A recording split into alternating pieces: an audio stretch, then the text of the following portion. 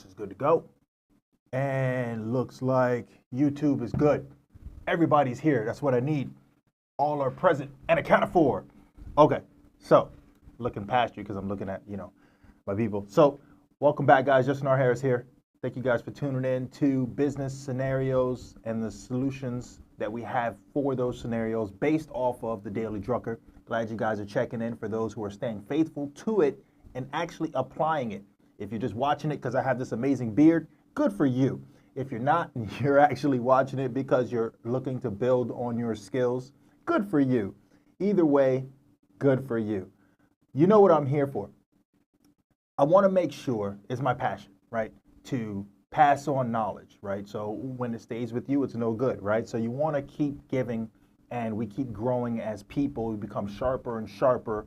What is the saying? Steel sharpens steel, right? And become greater at business, right? Improving on what you already know. A lot of this stuff, maybe you already know, maybe not. Sometimes you have to hear it again and apply it. When you read a book, sometimes your mindset's not always there the first time you read it, so you need to double back. That book becomes your counsel. It's not something, there isn't a rule that says that when you read the book once, that's it, you're done. You shelve it or sell it, and that's a wrap. No, right? You find the key points in that book, and then you go over to my YouTube channel and you like, subscribe, and follow. That's the way you're supposed to do it, right? No, so, all right, check it out. So, with this topic, right, we're talking about improving on your employees. What did I title this? I titled it, Develop Your People, Develop Your Employees, right? So, essentially, what I mean by that is, if they're there because they want to be there, which with the me generation employees, the millennial entrepreneurs, it's really tough to find right now. But when you do have the employee that's on board and they're there for the long haul, right, then you want to start sharpening them. And you want to sharpen them based on their strengths, not their weaknesses, right? Because if you're working on their weaknesses, then essentially you're creating an average employee.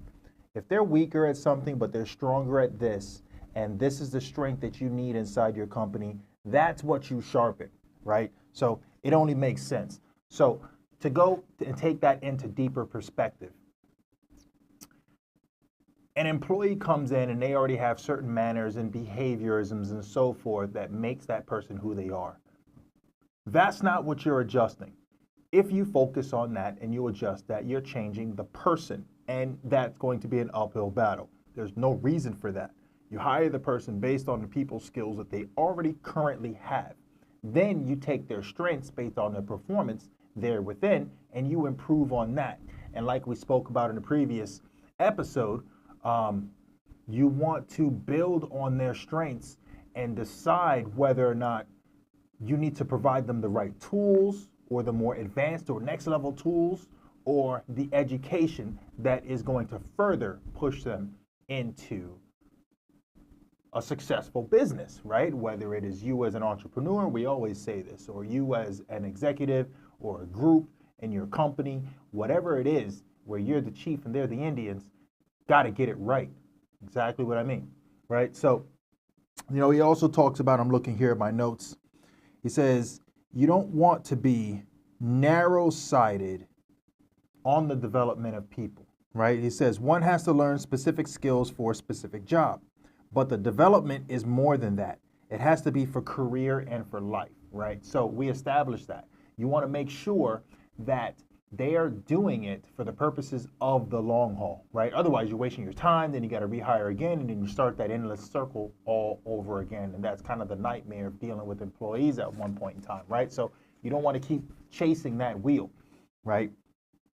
And then you don't want to hire or make promises, right? Instead, you want to set expectations that they need to meet, right? So by doing that, you're not building or setting kind of like a entitlement by your promises, and now they expect, right? As opposed to you setting expectations and they meet those, and when they fell short of that, well, then that's why we didn't take the next step forward in maybe their promotion or what have you, whatever it is that you do as an incentive, right?